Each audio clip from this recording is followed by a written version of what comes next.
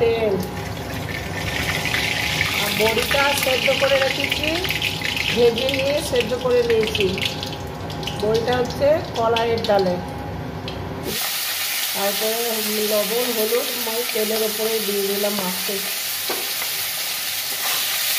কড়াইটা গলে যাচ্ছিলো, তার জন্য আমি মাছ লবণ মাখানোর সময় পাইনি, তাই কড়াই দিয়ে দিই।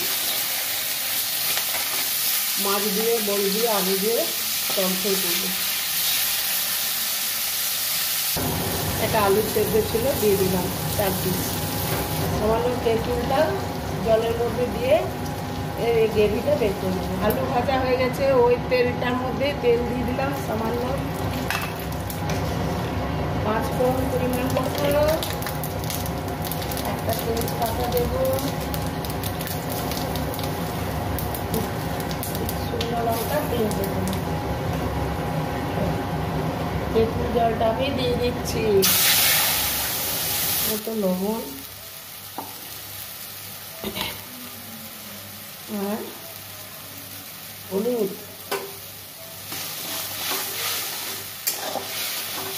হলুদ লবণ দিয়ে দিতে 2 চামচ চিনি দিয়ে দেবো।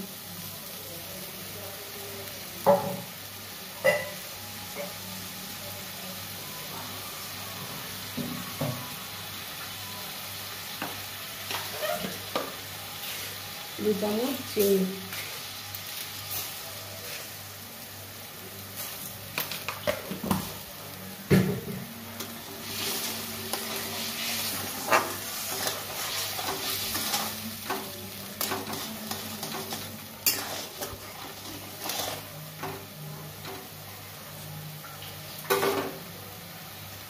এবার মাছ তেঁতুল বড়ি সব ঢেলে দিচ্ছি। বন্ধুরা, এই রেসিপিটা ভালো লাগলে লাইক শেয়ার কমেন্ট করে পাশে থাকবেন, বেশি বেশি করে শেয়ার করবেন। মনিটাইজেশন এখনও লাগেনি, 3 বছর 3.5 বছর হয়ে গেল আমার ভিডিও দেওয়া, আর ধৈর্য ধরছে না।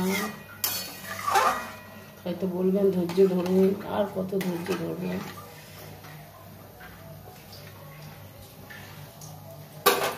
রেডি, ফুটে এলেই রেডি। ভাজা মশলা দিয়ে দিলাম 1 চামচ। মশলা আমি ভেজে কোটোতেই ভরে রাখি। রেডি।